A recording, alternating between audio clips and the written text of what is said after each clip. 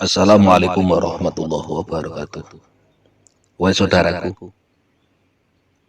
di dalam tidur ana bertemu dengan kakek ana almarhum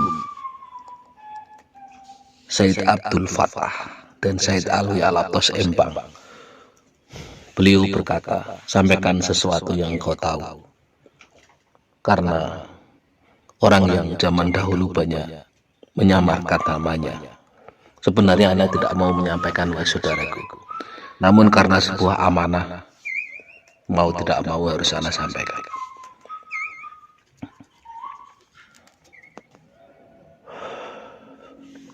Kenapa saat ini banyak orang yang terkadang tidak tahu nasabnya?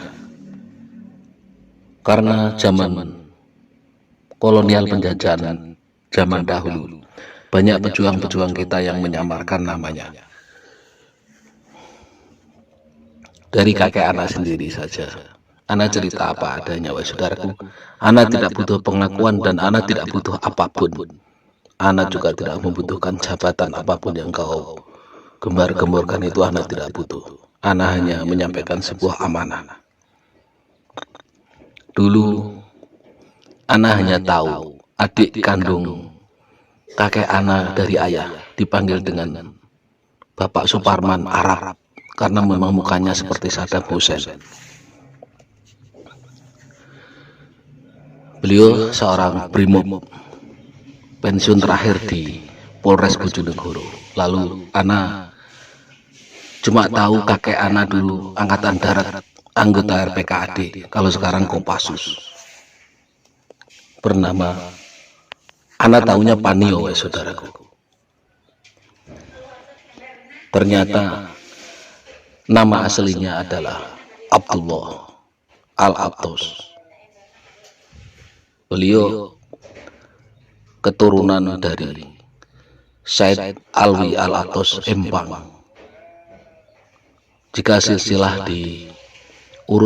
diurutkan ke atas, beliau masih berdarah keluarga Said Al-Maliki Asubro Angin-Angin Alatos, merupakan kakak kandung dari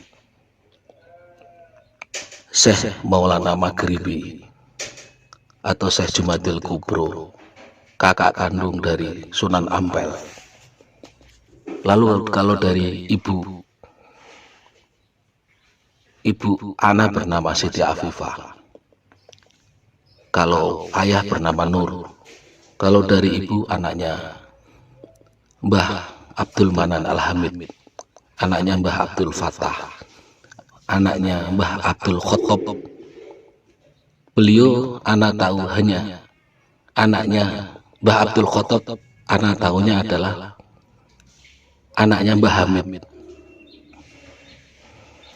Ternyata beliau nama aslinya adalah, karena beliau waktu itu biasa dipanggil dengan Mbah Hamid, ada yang memanggil dengan Eyang Rajak Wesi, ada yang memanggil dengan sebutan Mbah Minak Lelono,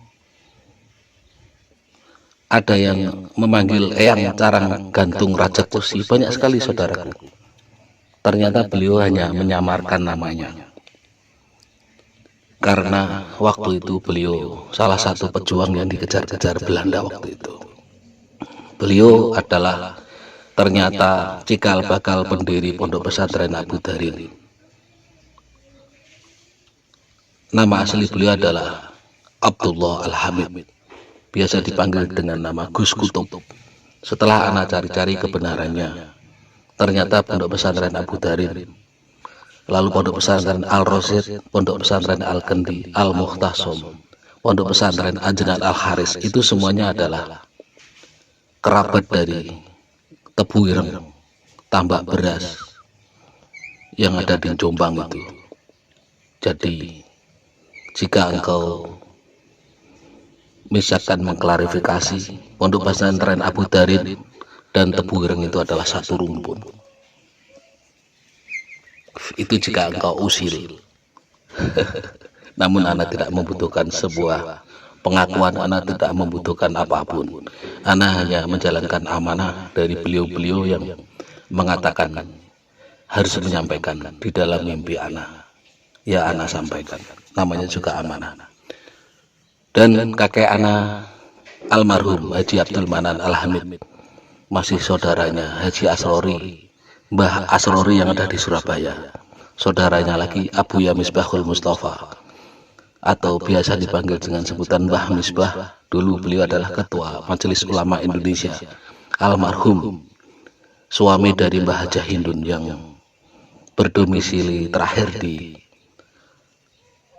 Tuban, dimakamkan di Tuban. Kalau sebelum meninggal, Mbah Misbah atau Abuya Misbahul Mustafa, Ketua MUI itu dulu berdomisili di Surabaya. Lalu almarhum dimakamkan di Tuban. Kalau nenek anak yang dari saudara kakek itu Mbah Hajah Hindun meninggalnya di Jakarta. Lalu dimakamkan juga di Tuban, daerah Bulu. Seperti itu saudaraku. Anaknya mengatakan apa adanya. Kenapa? Silsilah orang dahulu banyak yang hilang, ada yang tidak tahu, ada yang terputus, bahkan ada yang tidak mengenal.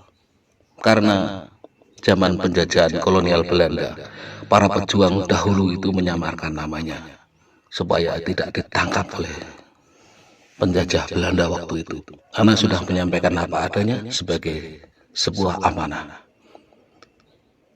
Kalau antum mengecek DNA darah anak, pasti akan sama dengan darah orang-orang Tebu Ireng. Namun anak tidak membutuhkan apapun. Anak hanya menyampaikan sebuah amanah dari beliau.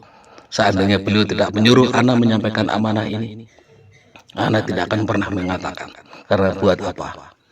Kalau kakek buyut anak dari Sayyid Al-Maliki Asubro Angin Al-Abtos itu, saudaraku, merupakan generasi keempat penyebar Islam di tanah Jawa sebelum datangnya Wali Songo. Kalau Wali Songo itu adalah generasi ketujuh. Namun adik kandung kakek anak yang dari Syekh Maulana Maghribi atau Syekh Jumadil Kubro yang bernama Kanjeng Sunan Ampel itu sebenarnya masuknya di generasi keempat.